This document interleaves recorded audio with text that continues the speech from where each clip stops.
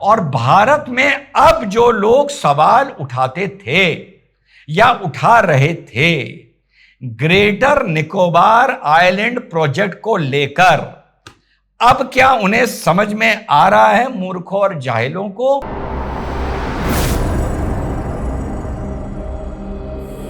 Hello, नमस्कार, सत श्री अकाल, अस्सलाम वालेकुम। कैसे हैं जनाब? साथियों, एक जबरदस्त geopolitical shift Asia, south east Asia आदि में देखने को मिल रहा है। साथियों, हां, बात कर रहा हूं मैं बांग्लादेश की। यह शिफ्ट पहले से नजर आ रहा था। जब तारिक रहमान ने कमाल संभाली थी, उसने चुनाव जीत के, तो उसने एक बयान दिया था, ना दिल्ली ना पिंडी, और हमारी जो होगी जियोपॉलिटिक्स वो होगी हमारे हितों के हिसाब से। तो जो पहला उनका टूर हुआ वो मलेशिया का हुआ और उसके बाद सीधे चाइना का हुआ, और दोनों जगह बड़े महत्वपूर्ण करार हुए। तो ना पिंडी हुआ, ना दिल्ली हुआ बीजिंग। जब 2024 में, थोड़ा फिर पीछे लेके चलता हूं, फिर अभी के सूरत हाल बताऊंगा। अब समझ में आ रहा है कि ग्रेटर निकोबार प्रोजेक्ट का क्या महत्व है। यह भी अभी इस वीडियो में चीज सामने आएगी, छोटा सा वीडियो है।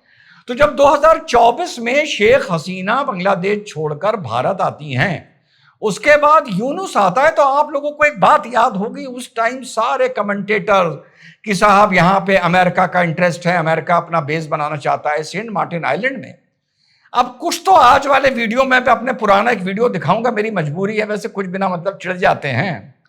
तो आपके भाई ने आप लोगों को एक टेक्निकल बात समझाने की कोशिश की थी कि प्रभु Saint Martin island coral island है। कोरल आइलैंड पे नेवल बेसिस नहीं बनते हैं मेरे भाई। ये बड़ी कॉमन सेंस की बात थी। जब बड़ा गर्मी छाई हुई थी, आप लोगों को पता था, सारे जियोपॉलिटिक्स में यही बार बार बोल रहे थे। आपका भाई आप लोगों से एक बात बोल रहा था, एक तो ये बोल रहा था, तो साहब अब करा क्या जाए? करा ये जाए कि पहले तो ये बातें बंद करी जाएं कि बांग्लादेश को जब चाहेंगे कान से उठा के यूं बिठा देंगे, यूं खड़ा कर देंगे, यूं बिठा देंगे, एक थप्पड़ मारेंगे तो वहां चला जाएगा। 13 दिन में बनाया था तो 3 दिन में इसको बर्बाद भी कर देंगे। ऐसे नहीं होना। हाँ, कि उस टाइम को जियोपॉलिटिकल एक्सपर्ट थे, वो कह रहे थे 13 दिन में बनाया है, 3 दिन में बर्बाद कर देंगे। यार, कान पकड़ के उठाएंगे, बांग्लादेश को बिठाएंगे। तो तुम्हारा भाई कह रहा था, यार धीरज धरो, तुम लोग फूटी कौड़ी के लोग हो, तुम लोग को अब बात तो कुछ और लगती है। यहां पर डैश बराबर भी आइडिया नहीं है, पर यहां पर सम्मानजनक तरीके से कह देता हूं, तुम लोगों को यार रत्ती भर भी आइडिया नहीं है जियोपॉलिटिक्स का। सिर्फ तुम लोग पॉपकॉर्नों की तरह कूदते हो। जियोपॉलिटिक्स में किसी कंट्री के लिए नहीं बोला जाता कि उसको रौंद देंगे, उसको पीट देंगे, उसको काट देंगे। असल में ऐसी चीजों से कुछ हाइपर बच्चे होते हैं, वो खुश हो जाते हैं। और जियोपॉलिटिक्स एक्सपर्ट तो आप लोगों को पता ही है। वैसे मैं इतना लकी भी नहीं कि मेरी सारी बातें सच हों, पर काफी बातें मेरे भाई सच हो जाती हैं। तो दूसरी बात, आपके भाई ने यह राय दी थी और यह प्रिडिक्शन किया था। तो वी हैव टू सी कि जो असाइनमेंट, जो अलाइनमेंट हो रहा है between Pakistan and East Pakistan of Bangladesh, we have to see the alignment between Bangladesh and China. जी हां साथियों, जब हर आदमी बांग्लादेश और CIA का गेम बता रहा था, आपका भाई कह रहा था, और बाकी वीडियोस में भी अब कितने पुराने दिखाऊं, कि इसमें चाइना का मुझे फायदा होता हुआ इस पूरे बवाल में नजर आ रहा है, और एंड में फायदा फिलहाल चाइना का होता हुआ ही नजर आ रहा है। तो पहली चीज, उन लोगों को एंटरटेनमेंट के लिए सुनना है तो सुनो, जो कहते हैं ये फाड़ दो, वो काट दो, उसको दबा दो, कान पकड़ के उठा दो। और जो लोग कहते हैं कि सेंट मार्टिन एक कोरल आइलैंड में एक USA का नेवल बेस बनेगा, अरे मैंने कहा था प्रभु, वो म्यांमार में कहीं रेगुलर पोर्ट पर बन सकता है, रेगुलर लैंड पे बन सकता है, कोरल लैंड पे बन ही नहीं सकता। खैर, उस टाइम सेंट मार्टिन की हवा बह रही थी, तो सब सेंट मार्टिन कर रहे थे। तो साहब, जो पहला दौरा हुआ तारिक रहमान का, उसमें चाइना घुस के बे ऑफ बंगाल पर आ गया है, हमारे बॉर्डर से 80 किलोमीटर दूर, और कोलकाता से लगभग 140 किलोमीटर दूर। जो मंगला पोर्ट था, जो 2015 में 120 या 130 एकड़ जमीन थी, वो भारत को डेवलप करने के लिए दी गई थी 2015 में। अब क्या कारण रहे कि 2015 के बाद वो इतने दिन डेवलप नहीं हो पाया? क्या रेड टेप आया, क्या मजबूरियां आई, that I really don't no.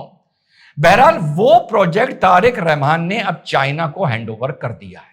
अब जैसे श्रीलंका में हेम्बटूटा पोर्ट हो गया, उसके बाद ग्वादर पोर्ट पाकिस्तान में हो गया, तो ये 3 अब इनके मुख्य पोर्ट बनकर उभरेंगे, जहां पे वेयर हाउसिंग होगी, मेंटेनेंस होगा, वगैरह वगैरह।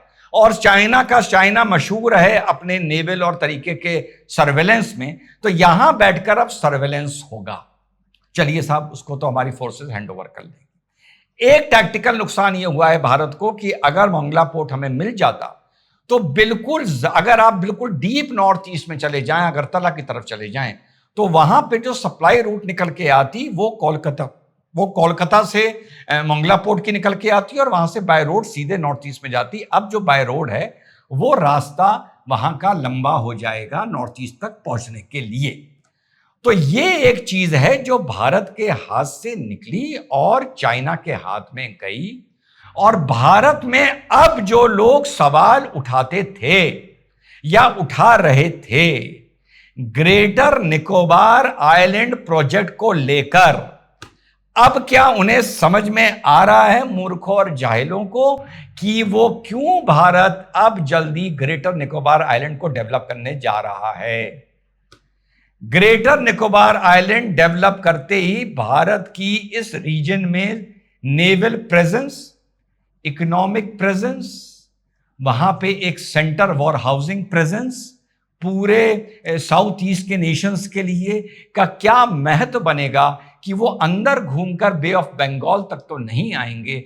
जो भी ट्रांजैक्शन पॉइंट बनेगा वो इंडियन ओशन का, बे ऑफ बंगाल का। हमारा ग्रेटर निकोबार आइलैंड एक सेंटर पॉइंट बनेगा। जैसे अगर आप सामने से विश्व का नक्शा उठाकर देखें तो जैसे दुबई बना एक सेंटर पॉइंट, जिसके चलते दुबई में इतनी तरक्की पहुंची, एक सेंटर पॉइंट, तो इस रीजन का सेंटर पॉइंट हमारा ग्रेटर निकोबार आइलैंड बनने जा रहा है। और मातम करते रहो कि कितने फिलहाल वहां पेड़ कट रहे हैं, ये भी किसी को नहीं पता है, किसी को नहीं पता है, सब अफवाहें और कुछ नहीं।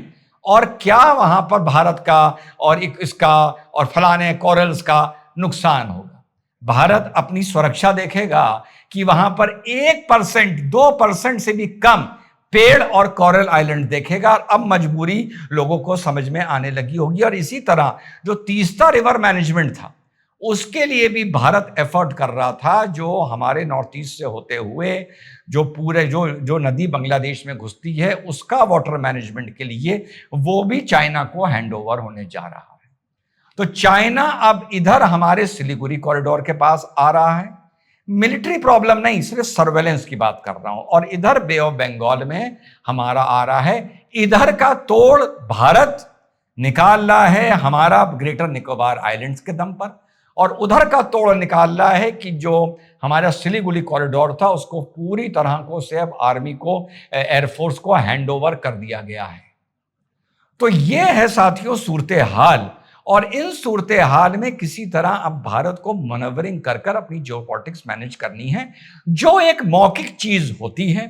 अभी शेख हसीना का बयान आया है कि मैं भी बांग्लादेश जाने वाली हूं, हो सकता है 4 साल बाद वहां फिर से चुनाव हो और वहां शेख हसीना आ जाएं, तो चाइना को भी जो ये दिया गया है शायद ये भी रिवर्स हो जाएगा, फिर से भारत के हाथ में आ जाएगा। तो जियोपॉलिटिक्स इज नेवर स्टेशनरी या static, it is dynamic, it keeps on moving. तो साथियों ये बड़ा डेवलपमेंट है। मोदी जी जो सेशल्स होके आए हैं वो भी बड़ा डेवलपमेंट है। हम अपने हिसाब से घेराबंदी कर रहे हैं, चाइना अपने हिसाब से घेराबंदी कर रहा है। लेकिन 2 बड़े महत्वपूर्ण फर्क हैं, या 3 बड़े महत्वपूर्ण फर्क हैं। पहला, चाइना में जो मेहनत डंडे के दम पर करवाई जाती है वो भारत में नहीं करवाई जा सकती। जो चाइना में भ्रष्टाचार को डंडे के दम पर कुचला जाता है वो भारत में नहीं कुचला जा सकता। और जो चाइना में देश विरोधियों को कुचला जाता है वो भारत में नहीं कुचला जा सकता। तो ये 3 फैक्टर्स, ये फैक्टर्स हमेशा आप अपने ध्यान में रखिए कि आप मानिए या ना मानिए, भारत के लिए ये 3 बड़े इंपॉर्टेंट फैक्टर्स हैं जो भारत को कहीं ना कहीं वहां नहीं पहुंचने देते जहां भारत पहुंच सकता है या पहुंचना चाहता है। जय हिंद, वंदे मातरम, खुदा हाफिज।